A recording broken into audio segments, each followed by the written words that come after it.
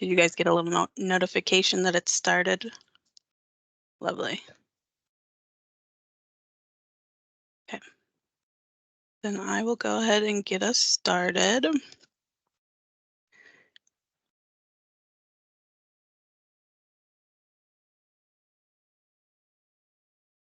So again, this is the informational meeting for the request for proposals for a pool of qualified art conservators. We'll go over the agenda quick. We've already done the introductions. I'm going to go over tell you about our collection, just a general overview of the RFP. Then we're going to go over timeline, a little bit on e-supplier. Then we're going to go over the scope of services options. Basically, there's 4 different options that you guys can choose to apply for. You can choose to apply for all or just a couple of them. It's up to you. And then we'll go over what to submit. And then that's all the different sections. And then we'll also go over what examples to submit along with all your written materials. And then we'll quick go over how applications are reviewed. And then we'll have time for questions and answers. So quick about our public art collection. The city has a collection that consists of 90 artworks. Some of these artworks are series pieces, so one artwork can have up to 30 different individual pieces. So we say that the city has roughly 300, probably over 300 now, of individual pieces that we maintain. Most of our collection consists of outdoor sculpture, but we do also have indoor pieces and are adding more indoor pieces in the next few years as we renovate City Hall. Then I encourage you guys to browse through our public art tours to so you can get a sense for the range of artworks and the range of materials that we work with or that you would be working with. The tours probably have about 95% of our collection. The other 5% are what we're calling the portable collection, which is slowly being installed in the new public service building. And then some of they're more of our 2D pieces that like paintings and pictures that are also in other city buildings. So we're working on getting that into our regular survey so that we can maintain them better, just kind of keep track of those pieces. But so that's the other 5%. And then you can access these maps by typing into your browser arcg.is/mpls-art. And then right now it's separated geographically. And then the public service building tour is of just the art in the public service building that was commissioned. Eventually we'll add some of the portable collection because we'll also have more pieces in the public service building.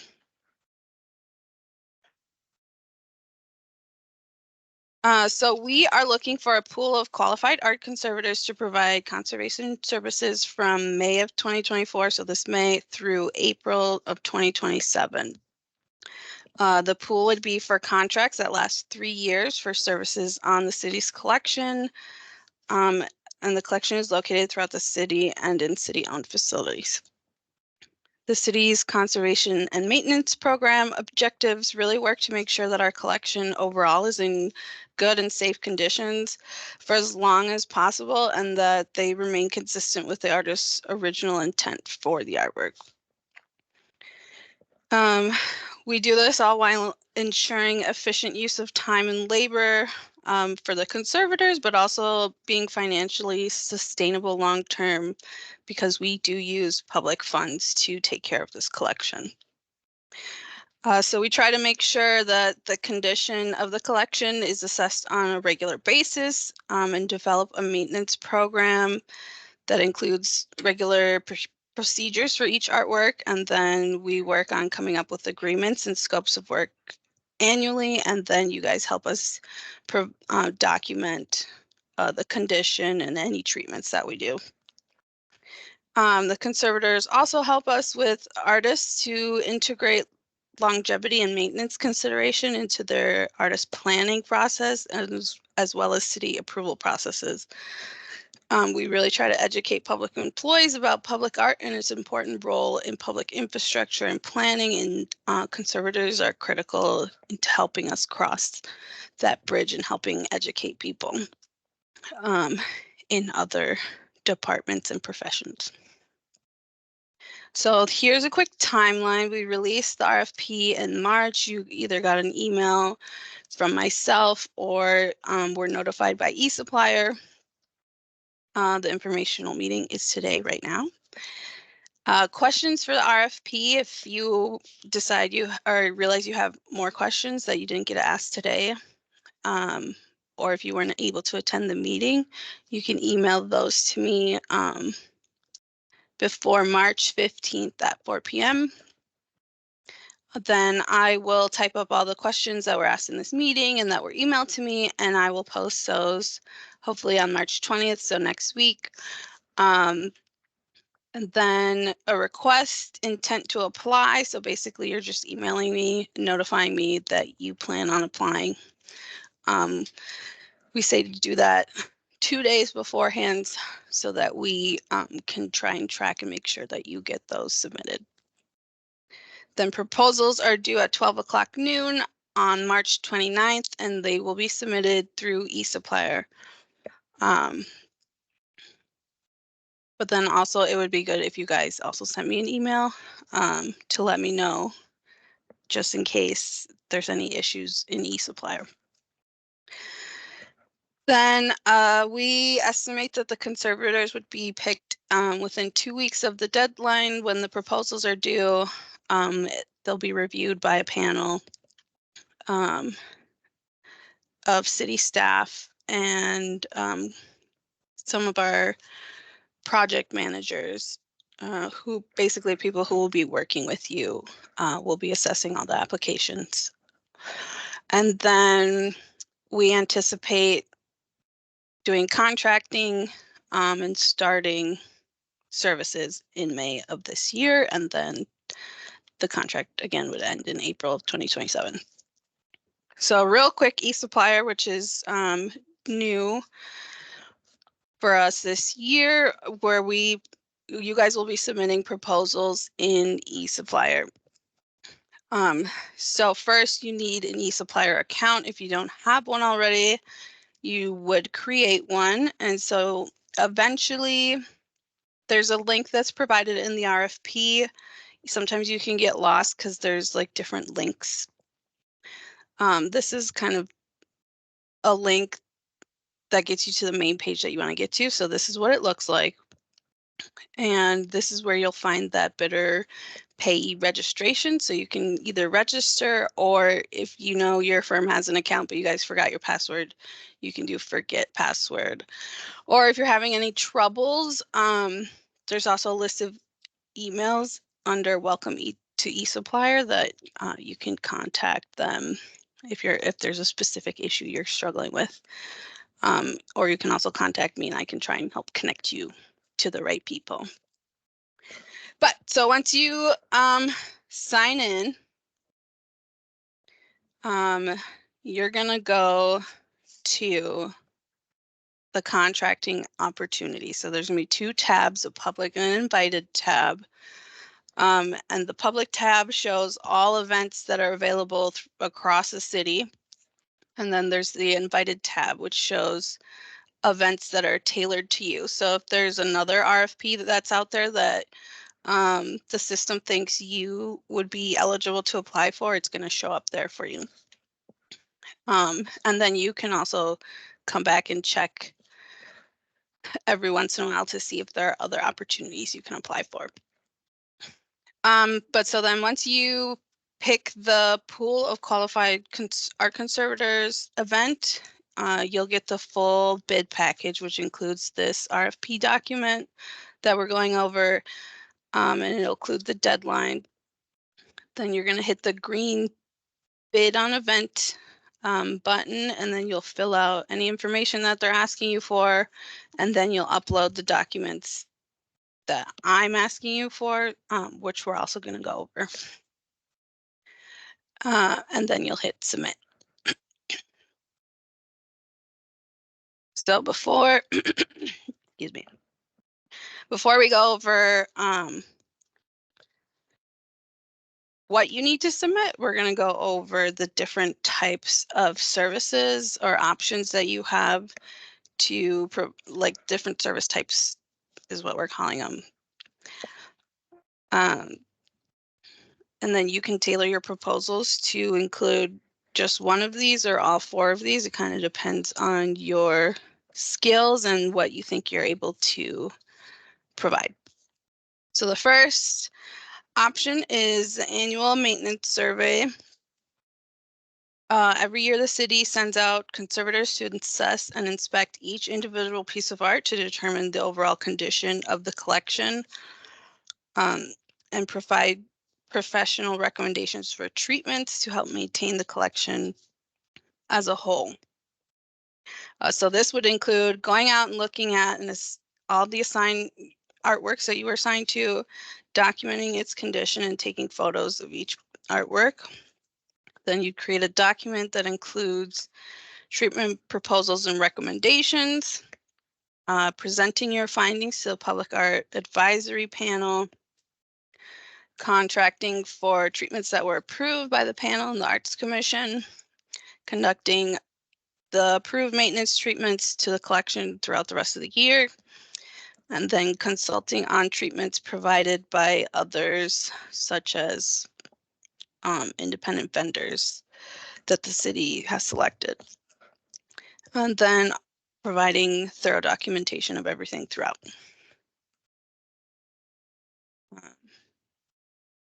Okay.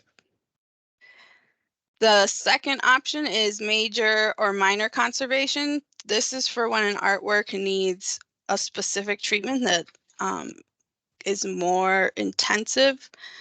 And these are usually pieces that are identified during the survey where standard maintenance treatments, or what we call standard maintenance treatments, would not address or identify the identified issue. In which case, then we would send conservators to assess the artwork and create a treatment proposal and budget for that specific issue. And then possibly presenting to the Public Art Advisory Panel, the Minneapolis Arts Commission, if it's a bigger project that needs budget approval. Then providing the conservation treatments or consultation to help supervise other contractors who would be providing those services, and then documenting the entire process, so before, during, and after the treatments. The third option is project consultation, which is on an as-need basis. The city would work with conservators project to project to provide professional consultation with the artists or project teams during the commissioning of new artworks. So this would include doing a design phase assessments, creating maintenance plans, additional consultation, and documentation.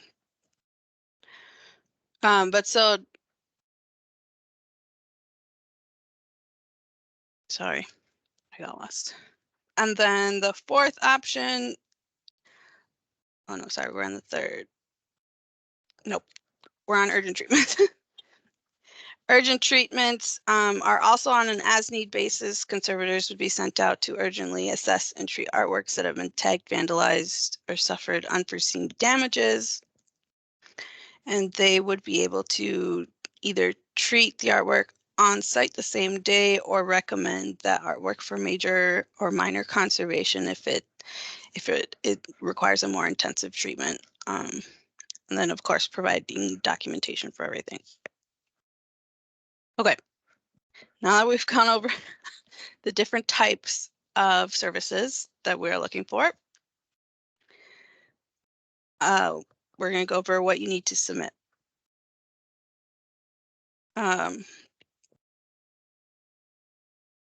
So here's the list of everything you need to submit. I believe we would like you to compile this into one PDF document and then submit an e-supplier. So the first thing is the executive summary, the scope of services, experience and capacity, references, personnel listing, costs and fees, company financial information and examples. So the executive summary, you can think of this as like a detailed cover letter.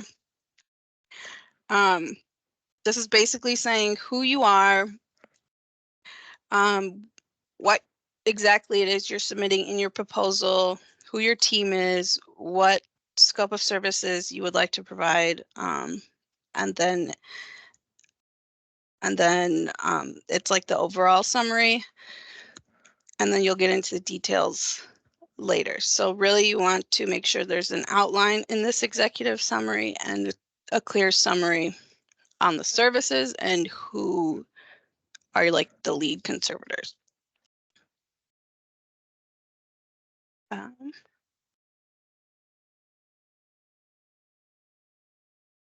and then you also want to clarify the different responsibilities of each person in the project team that you identified.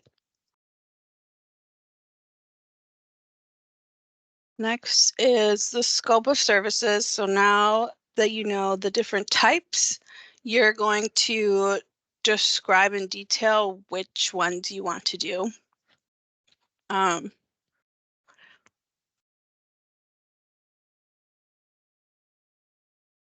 then it's also, you're going to basically, at this point, you're going to be telling us what your standard practice is. So because every company is different, every individual is different. So the final products are going to look different. So basically, you're going to tell us, like if you pick the annual survey, what your process is for doing the annual survey and what documents are the result of doing the survey and what kind of images we're getting. So that's, in general, that's what we want to see for the scope of services. So we understand when you're saying we're going to do the annual survey, what all that includes versus we're going to do urgent treatments. What does that include?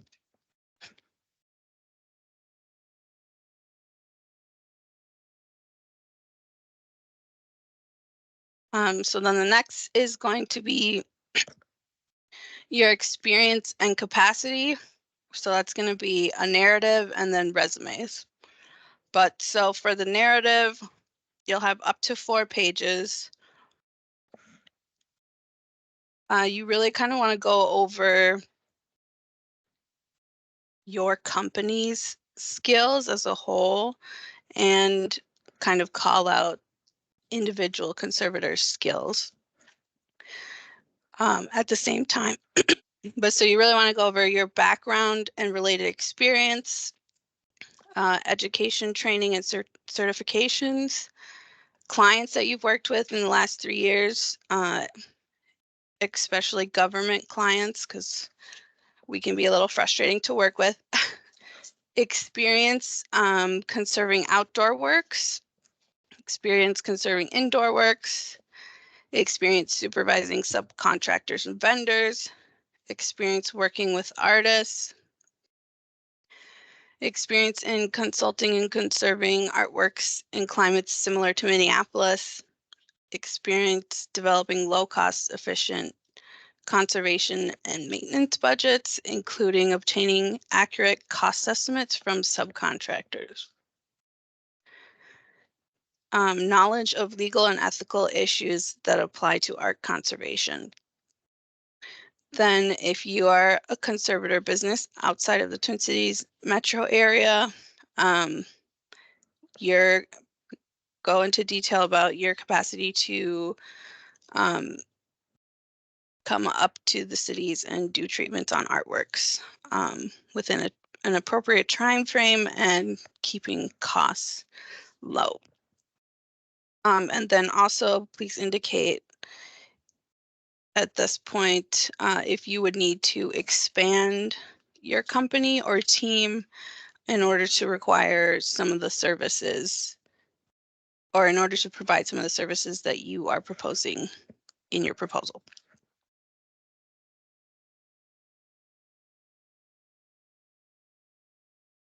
And then for the resume, you have up to 4 pages per person for the lead conservators. And then really I would check page 6 of the RFP to kind of make sure you're addressing each of those bullet points. References. Please list 3 references from public art clients from whom you have provided services similar in size and scope within the last 3 years. Personnel listing. So if you have additional staff on your team that wouldn't be considered a lead conservator providing the main scope of services, but have the capacity to do other smaller projects or subcontractors that you regularly work with, please provide like a quick listing of who they are, what they do, their individual expertise. You could include their resumes. I would say 1 to 2 pages for those people. And then also identifying if they are certified in the city's small and underutilized business program, if they are independent or subcontractors. Next is costs and fees. This is a really important part of your proposal. You need to indicate your proposed cost of services, including how your costs are determined, and then they should also be scalable. So this is things like hourly rates, direct costs, supplies, travel costs. If you have a payment billing schedule for like larger projects like a survey, your costs for doing design phase assessments, treatment proposals, artwork assessment surveys. If you have any membership fees and if the membership changes other costs and fees, please indicate the difference between those two, like if you have the membership fee or when you don't have the membership fee. And then something really important to iterate is that these are contracts of over 3 years. And so once you provide these cost estimates, you're locked in with the city at those prices that you list, right? So you won't be able to adjust annually for like inflation, for example, or adjust it kind of on an annual basis or project to project basis. So if there's a range in prices depending on like the number of artworks or the number of hours that it would take to do this kind of treatment, you should indicate those ranges, and when and why they would change. But then keep in the back of your mind, if you're getting locked into a rate, if you want to change it over the next few years, then indicate that range, like the highest it would go. Then you also want to list your company's financial information. So are you an independent contractor, limited liability corporation or company? Are you a nonprofit, etc.? Then for your examples, these are going to differ based off of what exactly you're applying for. But basically we want to see example documents and images for each type of service that you would like to provide. We're asking that these examples be projects that you've done in the last 5 years. We highly encourage that they are public art examples. And you also really want to use your examples to showcase the conservators' skills and abilities, and that they can work in a range of materials and a range of scale. And then we also encourage that the examples be in climates similar to Minneapolis. We typically want 4 to 5 images per example. And then I would really refer to the cover sheet, which is I think the last page in the RFP, which has a list for each different section or type of services you want to provide. And then another thing to keep in mind is we really want to see the before and the afters, like so before treatment and after treatment, so we can see your skills. So if you would like to apply for the annual maintenance section, we would like to see an example of your survey condition assessment. So like, what is that document?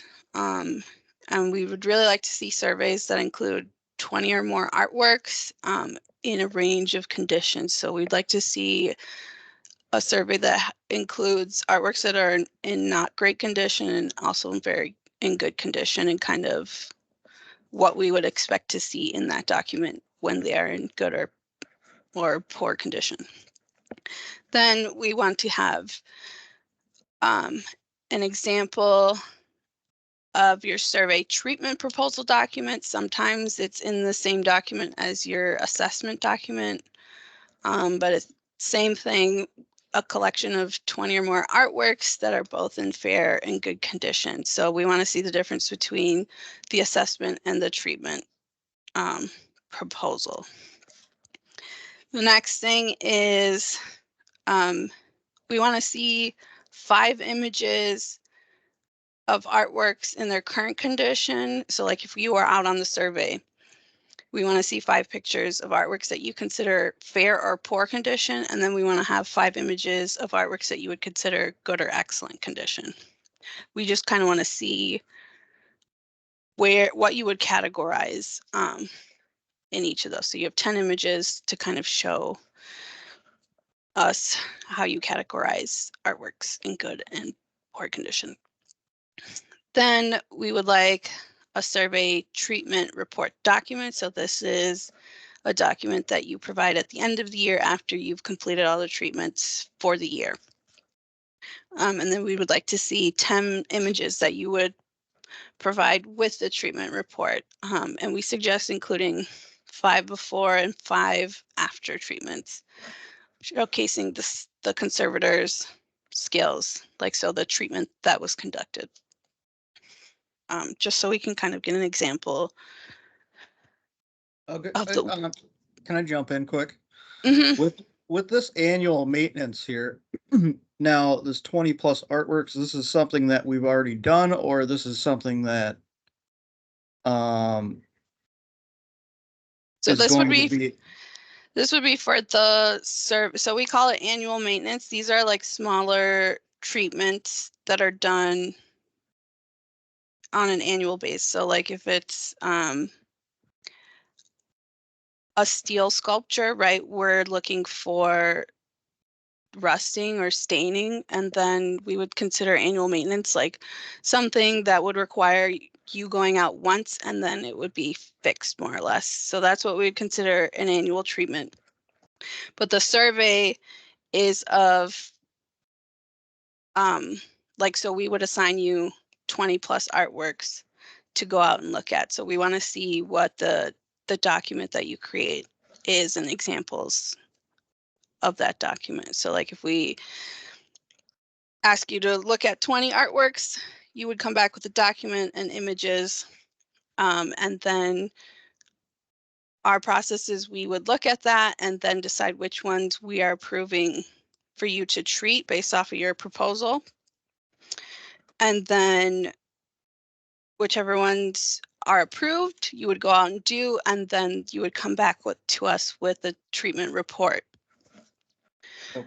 And images. So that's what the annual maintenance survey is.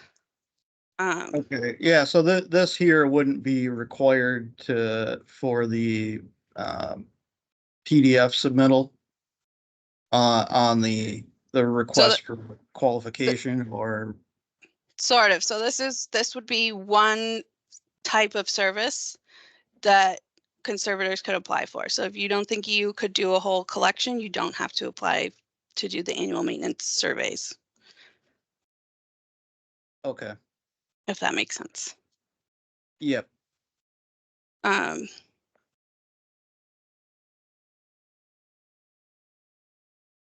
so that was all of them. Do you have another question, or can we keep? We can We go can on keep to the going. next. I just wanted to get that answered before we moved on, and I forgot my train of thought. Yeah, no worries. But yeah, so the annual survey is when the conservators go out and do an assessment for the year and kind of tell us the condition of each artwork and then treatments that you would recommend based off of the conditions that you saw out in the field. And then we would work with you to determine which ones we have the budget to treat, and then you would go out and treat them. Okay. And so then the next section or option of services are what we call major and minor conservation. So these are artworks, or these are treatments that would probably be identified during the survey. So like we know one specific artwork needs at least a couple hours of work, at which point we would put it into the minor or major conservation, and the conservators would go out and do a separate, more intensive assessment and a more deep dive treatment proposal, because in the survey it was identified that it was going to take more work than a basic treatment. So then the examples you would provide for this type of work would be like your condition assessment document and the treatment proposal. Sometimes that's the same document. And then you would provide 5 example images that you would probably provide with the assessment and treatment proposal document. So like if we know an artwork got hit by a car, the conservator would go out and do an assessment and come up with a treatment proposal, and then show us the 5 examples of like all the damage that occurred.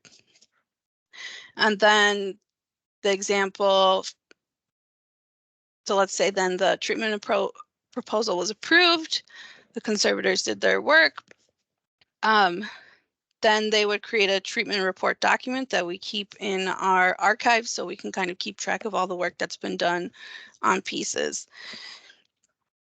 So then the treatment, you guys would create a treatment report document, and then we're also asking, so an example of the document, and then also 5 image examples that you would provide. So these would probably be like before and after images. The next section that you can do is project consultation. So these are the design phase assessments and maintenance plan documents. So when we're commissioning an artwork, we work with conservators to look at the pieces that the artist is designing, and kind of doing risk assessment, wear and tear, like how quickly is a material going to deteriorate, how much work it's going to need on an annual basis. And then the maintenance plan document is kind of like the conservators anticipating the type of work that's going to need to be done and what pieces are going to need treatment sooner rather than later, and then what the artist finds acceptable versus when they would need to do like replacements.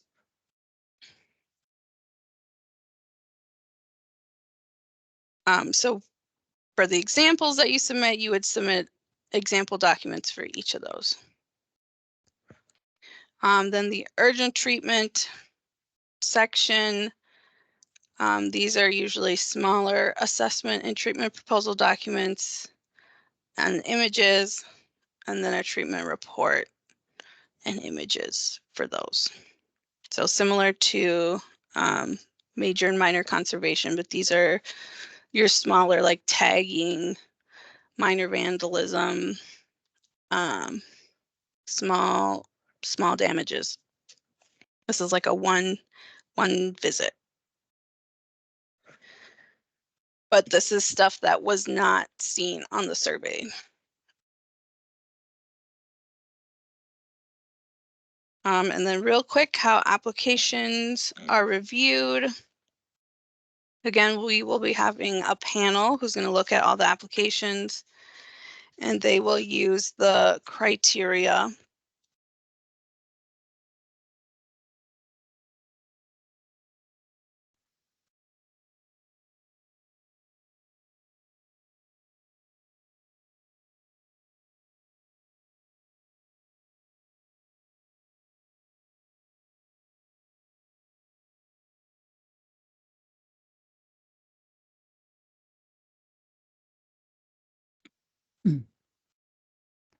Talia, if you're talking, Yeah, I we can't hear you.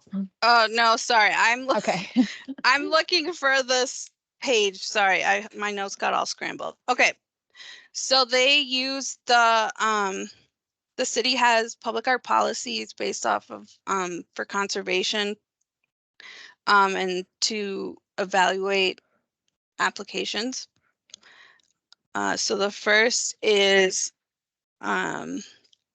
stimulate excellence in community design and public arts. So that means, does the lead conservator have appropriate educational background, training, and certification? Does the lead conservator have current experience in conserving and maintaining artwork comparable to artworks owned and commissioned by the city? Enhance community identity in place. Does the conservator's assessment and treatment proposals demonstrate an understanding of the linkages between the site and the artwork? Involve a broad range of people and communities?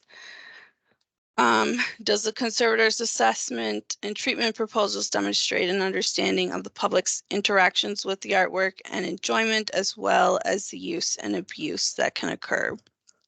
Contribute to community vitality? Is it safe for the public? Can they assess whether or not an artwork is safe to the public? Value artists and artistic processes. Do conservators have experience in consulting with artists? And then are conservators, do they have knowledge and appropriate legal and ethical issues that apply to art conservation? Use resources wisely includes, do the conservators understand challenges posed by the environment? Their ability to remove graffiti and address issues urgently? Do conservators propose fees and expenses? Are they appropriate within the city's abilities to fund? Then the panel, after they review all the applications, they may determine to create a short list, at which point we would set up interviews to some degree, but really you would be presenting to the city. The lead conservator would present the scope of services you plan to provide, and then kind of go over a little bit about yourselves, and kind of show examples of your work. So it's essentially the same thing as the proposal. But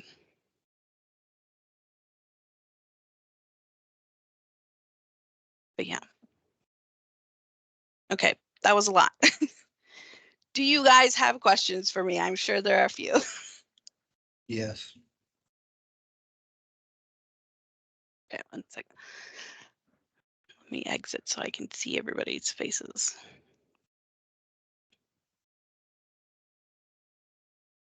Okay, and then do you guys want to do the raise your hand button if you have a question, so then we can kind of make sure everybody is getting their questions answered.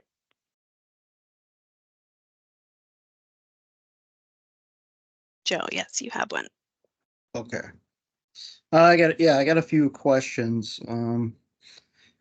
My first one is, will there be like a shop area access? So I'm out of St. Cloud, and I travel to the cities to work frequently. Mhm. And being that I do on-site metal restoration, now if there's going to be, you know, space available within the Twin Cities area to do, um, you know, some types of projects that things would need to be removed, um, and done, Yes, or, the city doesn't have like any workshops or spaces really. Sometimes we can work with Public Works to let us use like their bay. Um, but it's not a guaranteed space. So if you think some of your treatments would require space closer to the cities, I would include like a rate to rent those kind of spaces. Right, so then we know that that would be an additional cost with your services. Um, or, if you think you can do everything on site, then that's also something you should well, indicate. sometimes, a lot of times, like I'll be working in, like a loading dock or, so some other area, but then like if I have to, let's say restore like, railings or register grates or something like that, I Mhm. remove them, I have to bring them back to St. Cloud, but then when I bring them back, like everything's got to be bubble wrapped and things like that, and all that stuff, it adds up. The costs add up on that.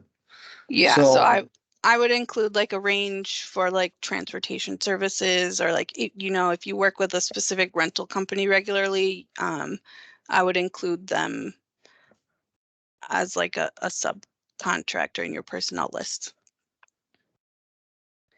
okay. Okay, Laura. Hi. So I have actually three questions, but we Okay. can, I don't know how you want to do that. So my first question is, how many firms do you anticipate choosing? Like, are you going to pick everyone that's qualified or just only two, or like what do you think? Right. We have 600,000 set aside for all contracts, essentially.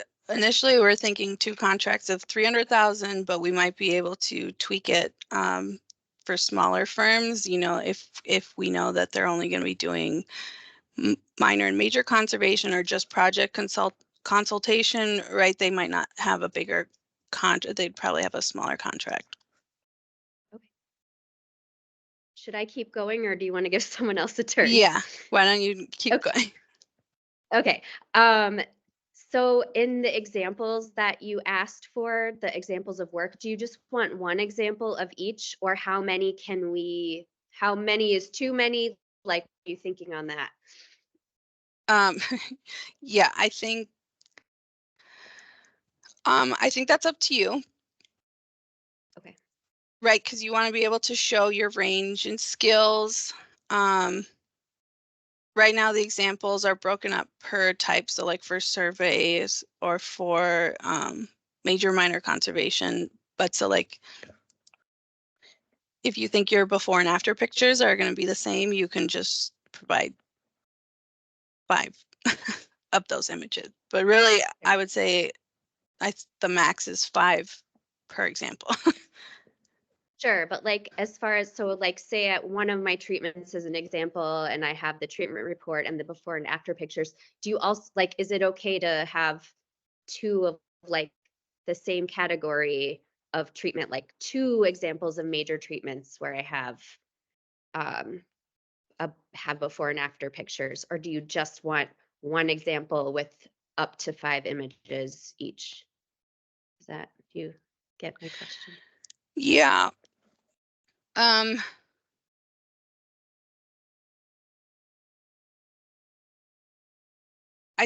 I think you could do like both examples, so that if you have 2 different projects, then I would say limit it to 5 total. So if it was for major conservation, right, you could still provide images for the 2 different projects and then have some before and afters. So it wouldn't be 5 images per project. Got it, 5 total. So I think I understand. Right, but And it then would my be last, 5 for like the survey, 5 for major conservation, 5 for project consulting, right? So I think you would have almost up to 25 images that you could use if you're doing all of the sections.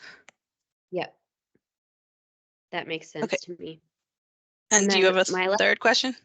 I do. But it's not super specific to this, but I noticed the small and underutilized business program that you mentioned. So we have the Minnesota UCP DBE designation, like we're a disadvantaged business entity. Mhm. But is there a separate certification for City of Minneapolis to be a small and underutilized business that we would need to, you know, be qualified for that? If that makes Um, sense.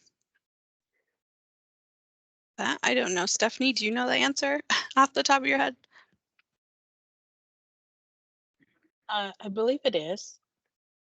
Okay. You could go to the City of Minneapolis website and look up small and underutilized business. And Okay. there is information out there where you can sign up and register your business for Okay. and apply. Okay. But I think if you're in eSupplier already, you probably filled out, like you probably had a checklist to fill out. So then you might automatically be put Okay. into one of I would those categories. I would double check that. Yeah, you should Okay. be. And but I think that SUBP element is like if you have a subcontractor that you work with regularly that's already in the city system, and you know that they would be qualified for like the target market program, for example. Okay. Okay. Thank you. Mhm. Can I follow up on that question? Sure. So with these certificates, I mean, I would be considered a small business, Mhm. and I'm a Native American, but I don't have any certificates that's telling me, saying this is what my company is. So, are these certificates required? Is that what's going No, on here? I think while you register, there's like questions about like, are you a woman-owned business? Are you a minority-owned business? Right, and then you would get categorized. Um, right, and then the city has a goal, right, to offer contracts to smaller companies first. So when we have big contracts like this one, we're required to go through our target market program first and offer them like first dibs essentially before we put it out into the larger companies where bigger companies can also put a bid in. Okay. But yeah, I don't know if there's like a specific certification that you need to get in order to apply. Okay. Courtney? Mostly I was just the same question as Laura about the images, but just to follow up also about the rate range that you mentioned. Mhm. So if we anticipate a rate change over the next 3 years, you would prefer that we list the entire range in the application? Is that what would be best for Yeah. you? Okay. So like, like an urgent treatment, let's say it was $5 in 2024, but in 2027, you anticipate increasing it from $5 to $7 just because the rate of inflation, cost of materials, that kind of thing, then I would say urgent treatments would be $5 to $7. Okay. Yeah. Okay. I have another question on the material charges being scalable. Depending on the job and what's needed, I don't think there's a way to say, oh, well, I'm going to need, you know, this much sandpaper today. And, but if this this project is completely messed up. I'm gonna have to buy cases. Well, uh, is the material cost included in the hourly unless otherwise stated, or is it? I think that's up to you as a company, right? So if you know that you're doing 10% for materials on a project over like $1,000, like you have a standard range. So then we would want to know what that range is, right? Or so if you know that you typically spend $100 to $500 on materials per project, like we would want to know like the average cost, right? So that we can, mostly you're just trying to help us understand an estimate for like your services, but nothing's locked in until like you have the project, right? So if it was a major conservation project, we're not going to know all the work that needs to be done or how many materials you need. We just like to have a general idea of the range of costs, right? Because we know it's going to depend on the project. Okay. I have one last question if everybody's done. Yeah. Sure. So for each individual project, are there gonna be like prior documents available from your archives on previous restoration and maintenance proposals, things like that? Yeah, we try to provide you with that information. So like, let's say a conservator team identified that this artwork needs a major conservation, but they're not available to do that work, we would then put it out to the rest of the pool and see if any of them could do it. And then we would provide documentation, like any treatments that are typically done. Like we would know in the last 5 years what treatments were done on that specific artwork, and then we would be able to tell you what those treatments are, or what was done in the past, so that you kind of have a record that you can work off of in order to do the best treatment possible. Okay, yes, because on some state projects that I've worked on, like they say, okay, well, you have to use this specific product and you have to use this specific method, things like that. Is that going to be a requirement for art piece? Um, Again, it depends, but so then we would be relying more on your expertise, which is why you would do the assessment and a treatment proposal, right? So then we would know what you're proposing to do, and then we can either work with you if there's something like super specific, like what specific paint color that we need you to use, then we would provide you with the paint color. But really, it's more so you would be proposing what we were doing, and we'd basically be approving you to do that treatment. Okay, I got you. Yep. Any other questions? Will this recording be available? Yep. We will be posting it hopefully with the questions and answers. It really depends on how quickly we can get it up onto the city's YouTube channel.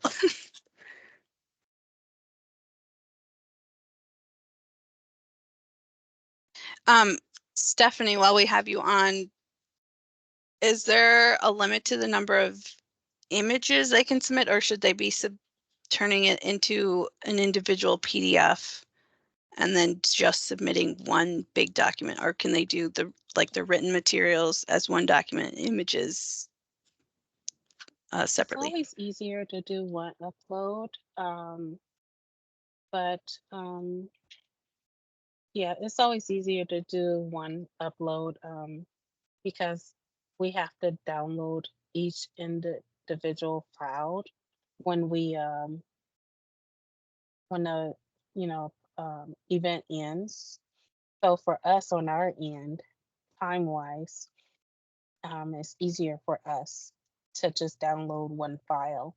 We also ask that um, that you guys log in 1 hour before the event ends just in case you guys have any issues, because once the event ends, we do not extend it unless there is like extreme circumstances. So we do not want you to miss out on an opportunity to, you know, be part of the event. So please log in an hour ahead of time so that we can be able to assist you with your account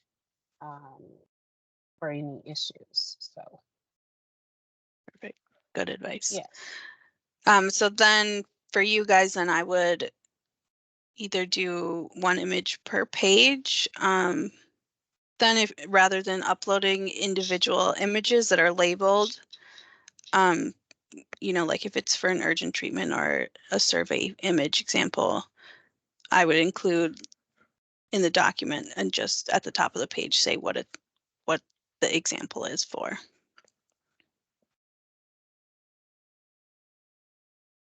Any other questions?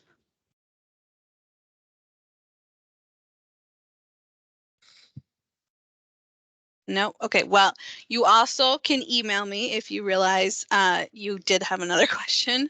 I'm taking questions till the end of the week, I believe. Let me check the timeline.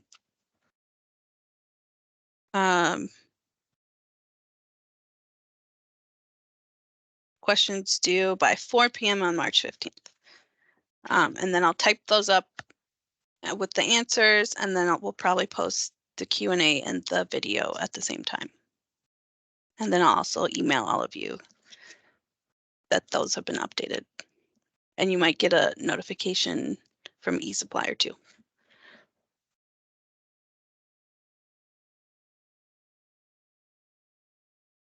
Good, well, if that's it, then we can end the meeting, or the recording at least.